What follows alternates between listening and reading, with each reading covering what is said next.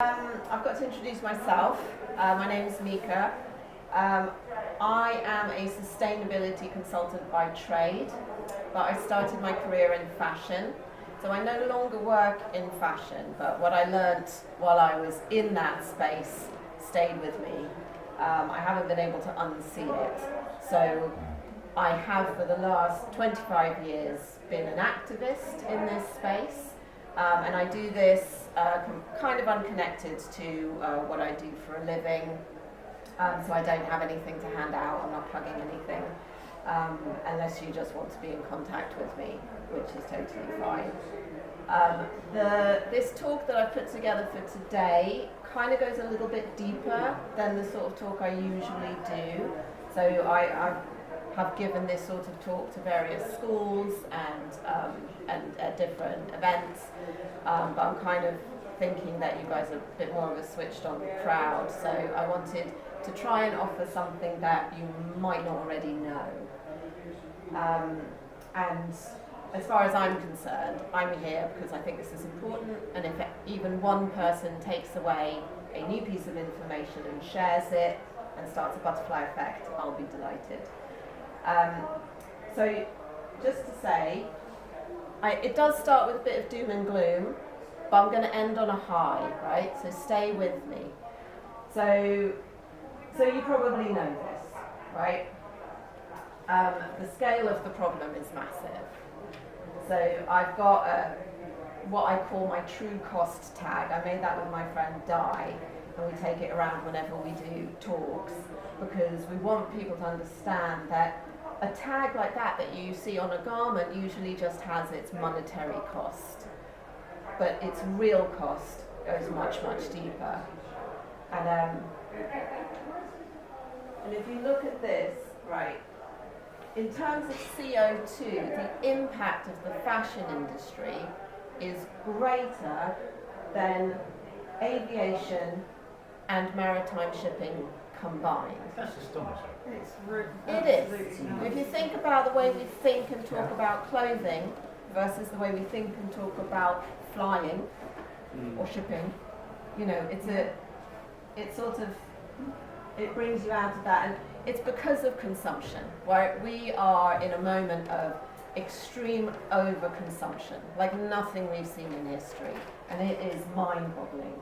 So for clothing production, just between the years 2000 and 2014, clothing production has doubled. Cool. And that is not in line with population growth. It's not because we have more people to clothe, it's because we have an overconsumption problem.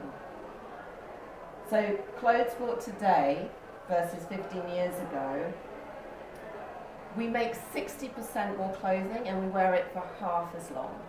And that's happened in only 15 years. So these are like huge numbers, massive impact.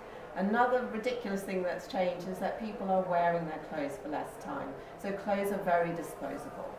So the average garment globally is worn 7 times before it's discarded.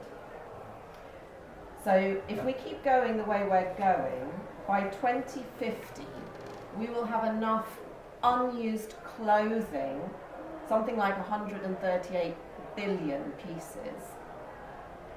What that looks like is if you laid those garments end to end, they would reach from the Earth to Mars and back every year. And that's not the clothing we're wearing and keeping in our wardrobes, that's waste. So, oh yeah, I know, doom and gloom, doom and gloom. But interesting. So, you know, the scale is kind of what I'm getting at here, just to like make it land. So every second, a truckload of waste textiles is dumped in landfill. You know, in this talk, I won't really have time to go really into the kind of the water pollution and the air pollution, like the toxicity that's involved in clothing production. But I've put a little mention there because, I mean, it's vast and it's really depressing when you look into it. And we already have enough clothing right now to dress the next 6 generations. So literally, if we just stopped right now, we've still got plenty to last 6 generations. And it's also a very water intensive industry in every part of the process. And so this is the Atacama Desert, and this here is dumped excess clothing. A lot of this clothing comes from the UK and Europe and America. It's not legal dumping, this might be illegal dumping, but we can see it from space. So it's that vast that we can see it from space.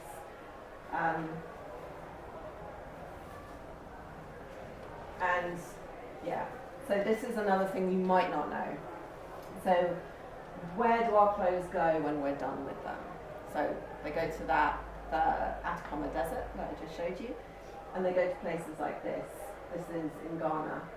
And when we take our clothes to charity shops, we have a culture that tells us that's a really good thing, that's a generous kind thing, you're donating. But the reality is, this waste problem is so out of control. Only 10% of those clothes that you're donating make it to the rails and get sold on and stay in circulation. Good 90% we ship out. So this is kind of all around this idea when people talk about climate justice and they talk about waste colonialism and eco-colonialism, they're kind of talking about this system that is set up where we are exporting our waste to communities that can't really cope with it. And another thing I haven't really got into is the exploitation of people in manufacturing these clothes. So the garment industry employs about 60 million people across the globe. Less than 2% earn enough money to live off. And I mean, the minimum wage in Bangladesh is a very small amount of money, and there are millions of people, garment workers, not even making enough to survive in a slum in Bangladesh. So it's a hugely exploitative model. But yeah, I'm not going to talk about that. I'm kind of going to focus in on the waste, because this is, I think, something that you might not have come across before. And on my next slide, I've got a little video clip, which I'd like to show you. This is where clothes we throw away end up. Thousands of tons of rubbish polluting someone else's country. Each one of these rotting garments was once purchased by a shopper on the other side of the world. They're sent here for the second-hand clothes market. But there's now so much clothing waste here. Ghana's systems at breaking point. We are having serious challenges with textile waste that is coming from Europe and elsewhere. But our headache is the full container loads that are coming on a daily basis, and they are basically rubbish. They shouldn't be rubbish. Historically, Ghana has a vibrant and important second-hand clothes industry. Tailors here are renowned throughout Africa, and the industry remains economically important. But increasingly imported clothing bales disappoint the sellers. This is all from the UK, is it? It's from the UK. Susanna has to throw much of it away. A single mother, she can barely make a profit.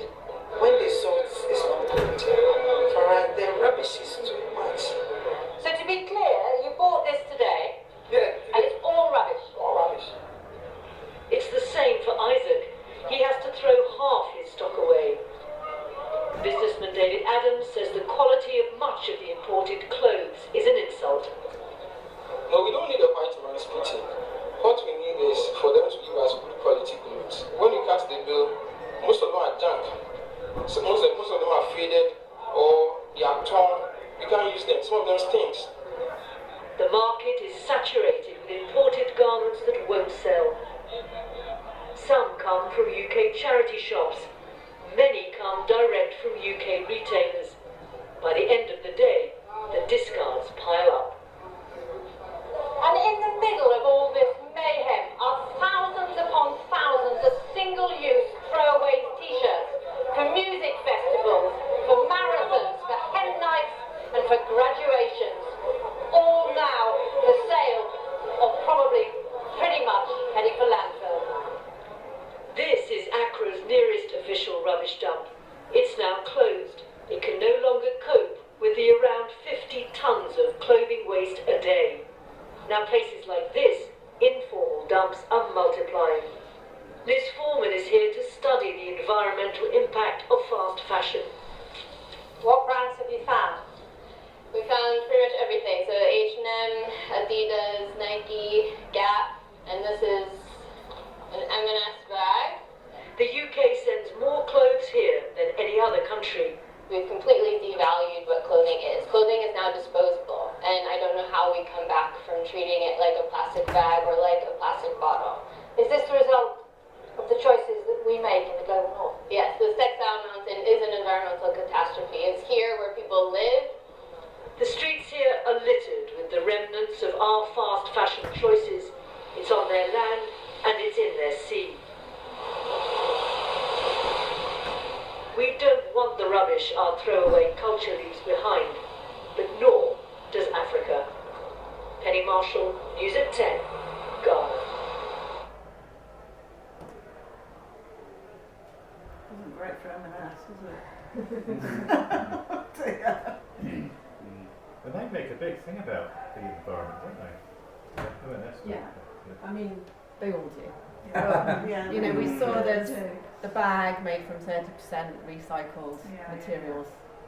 Who cares? It's still on that rubbish dump, and it's not going to biodegrade, because what else was it made out of? We've just got the wrong model, haven't we? Yeah, it is. It is. And so we're kind of, what I wanted to do is try to understand how we got there. How did this model come into being? Because now we've got a situation where even impulse purchases have increased since 2020. So this is post-COVID, and our impulse buying has skyrocketed.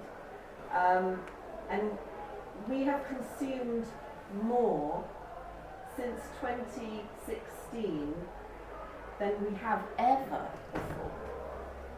So this kind of overconsumption is, I mean, it is absolutely mind-boggling. And I've always been really interested in where that comes from, because one of the things that really upsets me is the kind of degradation of clothing as an art form. You know, fashion at its essence is about creativity. It's a form of self-expression. And even people who don't care very much about your fashion, you are still expressing yourself when you dress, yeah? You are showing your belonging. Who am I? Where do I fit into the world? And young people especially use it as a real means of expressing who they are and actually investigating who they are. And so here's another thing you might not know, right? So I was so blown away when I learned this. But there is a chap called Edward Bernays, and he is widely known as the godfather of PR and marketing. And it just so happens that he is the nephew of Sigmund Freud. And he took what he learned from his uncle, he took those psychological kind of analysis and he weaponized it effectively.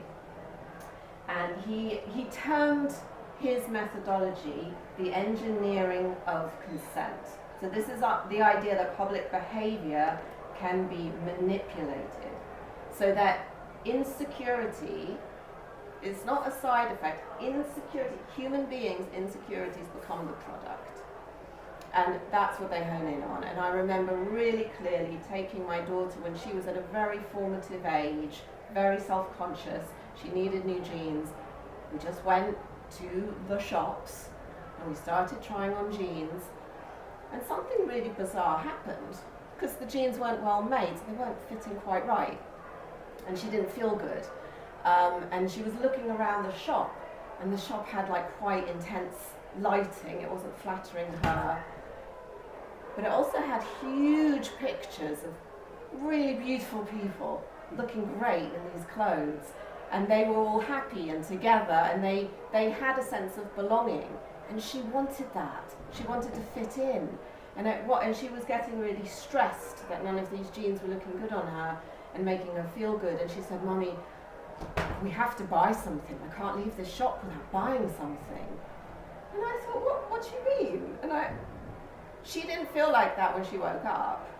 This process happened in the shop, and it's a very deliberate manipulation.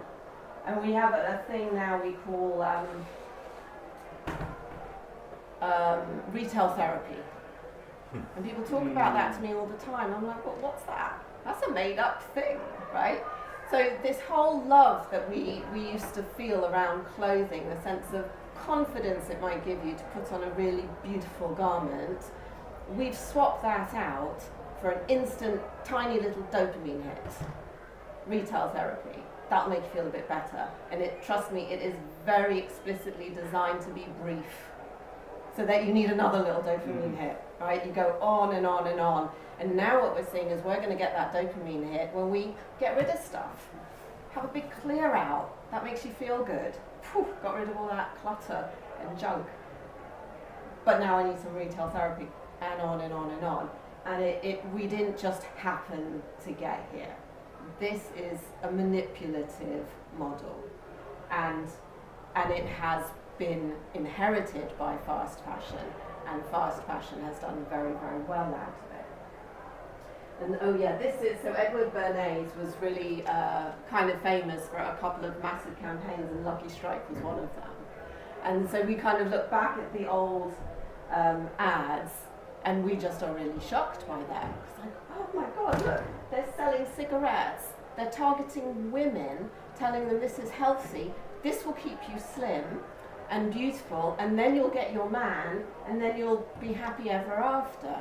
Because back then, for a woman, to have a man was, kind of essential, because women didn't have financial freedom. They didn't have that sense of independence. So that would really hit home. And now we're shocked by this. But I'm kind of hoping in 50 years people look back at the H&M marketing campaign and are like equally shocked at that. Do I have any good news for you yet? Yes, finally, some hope. So this has happened quite recently. RAP is one of my really trusted sources. They do a lot of great research. One of the most recent pieces of research they did has given a lot of power to this idea of pre-loved and repair. And what we're seeing is a pre-loved marketplace really taking hold. And it is giving fast fashion a run for its money. And this is the kind of younger people, a new generation, who are really embracing technology and are keeping garments in circulation. And so we're really starting to hear young people talk about things like the resale value of a garment, right? Which in our day meant, will it last? Is there longevity here? Is it well made? For them, they want to know, can I wear it? Can I get it? Have my little dopamine hit? Will it still be in good enough nick to then sell it? I'll get another dopamine hit and some money, and then someone else will have it, and they'll go through that process, and on and on. But we get to keep it in circulation, right? And I think that's brilliant, because I've known for a long time we haven't got enough time. The planet hasn't got enough time for us all to change all of that embedded behaviour and how we really feel. And I've been shouting about this for 30 years. Very few people change their behaviour around consumption. So it's great that something is now really taking over the imagination of young people. And the other thing that this report showed us is the power of repair. So they've been able to really calculate that if you repair an item or you buy something second hand, it's something like 86% likelihood that is displacing a new item. which means all of that stuff I showed you at the beginning, all of those really, really scary numbers, gone, right? So think about the fact that it takes 2,700 litres of water to produce one cotton t-shirt. Buy it second-hand, gone away. That vanishes. All of that carbon, all of that water, all of that exploitation, gone, right? You repair something. I mean, repairing a waterproof jacket sort of saves the equivalent carbon of running a washing machine 300 times. And that's huge. These are big numbers. So buying secondhand, which, you know, I'm guessing most people here in this room, you're kind of on board with that anyway. But I kind of feel like if there's one piece of power you can take away with you today, it's knowing how massive that is. Just repair. So there's a lady called Melissa here today who's sort of showing people how to repair, and she's repairing a few things. And it's all just very twee and cute and lovely. And I'm looking at that thinking, actually, that's massive. That's a huge impact. That one tiny repair carries like such a massive environmental impact. And we're talking about cars and flights and da-da-da, but actually, like, that's where a huge amount of power lies. So that's it. I'm going to leave you with where I get some of my sources. So if anyone's interested, you can take a picture of that slide. I'm not sure if I have time for questions, but I will be hanging around here. And besides Melissa, I also I do this kind of ranting together with a good friend of mine called Diana, who runs Dolly Clothing in Lewis, and her business model has really changed, and it really focuses now on repair and alteration. And she's recently put in a new system where she's asking people to book in, because when people come to her with their repairs, they want to talk about it. You know, they have a relationship with their clothing, and she wants to nurture that. So she's her whole model keeps shifting around our desire to keep our clothes in circulation, to love them, have a relationship with them. And we think that is incredibly powerful to kind of guard against this whole fast fashion.